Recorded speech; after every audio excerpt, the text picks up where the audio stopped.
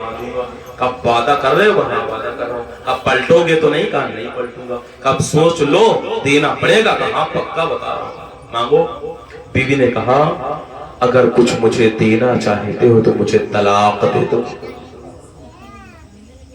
बीवी ने कहा मुझे तलाक दे दो। इनको बड़ा ताज्जुब हुआ, या अल्लाह इतनी नेक बीवी, इतनी परहेजगार बीवी, मांगा तो क्या तलाक?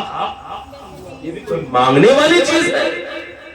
और बीवी अगर बदतमीजियां करने वाली हो और कहे तो बात समझ में आती है। ये तो इतनी नेक परहेजगार, रात भर मेरे लिए पानी लेके खड़ी रही और आज मुझसे मांग क्या रही है? तलाक? ये भी कोई मांगने की चीज है? तो शौहर ने कहा ऐसा करो कोई और चीज मांगो।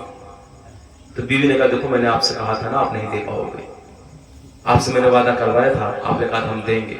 तो शौहर ने कहा अच्छा सुनो, हमारे दरमियान अल्लाह के नबी आराम फरमा है, हमारे दरमियान अल्लाह के नबी आराम फरमा है। जब अल्लाह के नबी हमारे दरमियान हैं तो ऐसा करते हैं हम दोनों नबी के पास चलते हैं। कहाँ चलते हैं? नबी के पास। और नबी से तमाम बात कहेंगे और हुजूर कहेंगे दे दो तो दे दूंगा, हुजूर कहेंगे रखो तो रख लूंगा। सुभान अल्लाह, सुभान अल्लाह। हमारे दरमियान हुजूर हैं और हुजूर के पास चलेंगे और हुजूर जो कहेंगे वो करेंगे। कहा पक्का? हाँ ठीक है। अब मियां बीवी राजी हो गए इस बात पर। अब दोनों लोग जाने लगे। अब शौहर जा रहे हैं, रास्ते में जा तो रहे हैं लेकिन दिल ही दिल में सोच रहे यार इतनी नेक बीवी, इतनी परहेजगार बीवी, मांगा तो मांगा क्या तलाक मांग लिया, इस सोचते हुए दुल्हा दामाद उनका चल रहा है और जा रहे हैं। इत्तेफाक ऐसा एक पत्थर पड़ा हुआ था, उस पत्थर में उनका पांव लगा और जब लगा वो जमीन पर गिर गए। उनके जिस्म से खून बहने लगा। जब खून बहने लगा बीवी ने दोनों बाजू पकड़े और पकड़ के उन्हें उठाया। उठाने के बाद कहा ऐ मेरे शौहर चलिए घर वापस चलिए, मुझे तलाक नहीं चाहिए। सुभान अल्लाह, सुभान अल्लाह।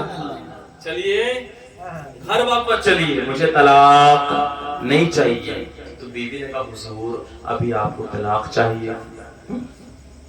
शौहर ने कहा बीवी से क्या मेरी शरीयत अभी आपको तलाक चाहिए था, अब नहीं चाहिए। क्यों? अभी कह रही तलाक दे दीजिए, अभी कह रही मत दीजिए। क्यों? वजह बता। जो चाहिए थी वो भी बता, अब नहीं चाहिए वो भी बता। मेरी बहनों गौर से सुनना, मेरी माओ सुनना गौर से इस बात को। उस बीवी ने कहा था मेरे शौहर सुनो, मैंने अल्लाह के नबी से सुन रखा है जिस बंदे को ऊपर कोई मुसीबत नहीं आती अल्लाह उससे राजी नहीं हुआ करता। और मैं जब से आपके घर आई हूँ मुझ पर कोई मुसीबत नहीं आई है, कोई परेशानी नहीं आई है। तो हमने सोचा या अल्लाह मैं कैसे शौहर के साथ रहती हूँ जिससे अल्लाह ही राजी नहीं है, इसलिए मैं आपके साथ नहीं रहना चाहती थी। और आज जब आपको मुसीबत पहुंची है, तकलीफ पहुंची है, आपका इम्तिहान हुआ है, हमने समझ लिया अल्लाह आपसे राजी हो गया है, अल्लाह खुश हो गया है, लिहाजा मुझे तलाक नहीं चाहिए। सुभान अल्लाह, सुभान अल्लाह। ये बीवी ने कहा अब मुझे बताओ हमारे वाक़े का क्या होता है?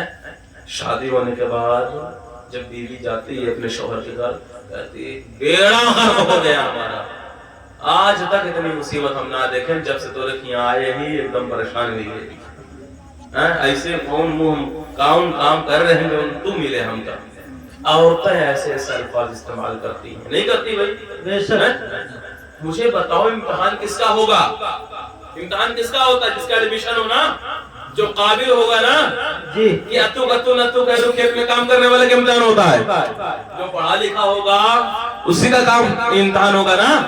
तो जिससे रब पसंद करेगा इम्तिहान उसी का होगा। सुभान अल्लाह, सुभान अल्लाह। अगर मुसीबतें तुम्हारे घरों में डेरा डाले, घरों में परेशानियां आए, फाके होने लगे, बीमारियां आने लगे, तो अल्लाह का शुक्र अदा किया करो कि अल्लाह तूने मुझे इस काबिल समझा कि मेरा इम्तिहान ले रहा। सुभान अल्लाह, सुभान अल्लाह।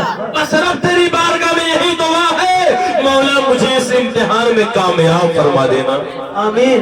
ये दुआ किया करो। और अगर न तबीयत खराब हो, न जुकाम हो, न बुखार हो, न परेशानियां आए, घर में पैसा ही पैसा हो, तो समझ लो अल्लाह आपसे राजी नहीं है।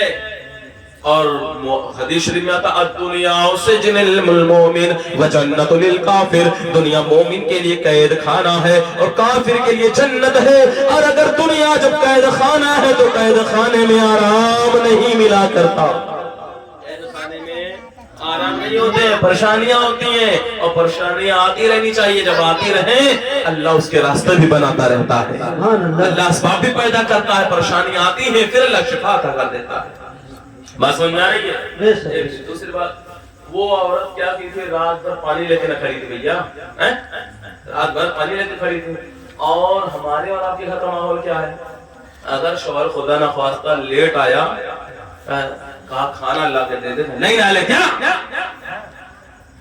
لے نہیں لیتے ہو، مجھ سے کیوں پہلے ہو؟ حق ہے۔ اس طریقے سے عورتیں بدزبانیاں کرتی ہیں، اس طریقے سے شوہر کے ساتھ پیش آتی ہیں۔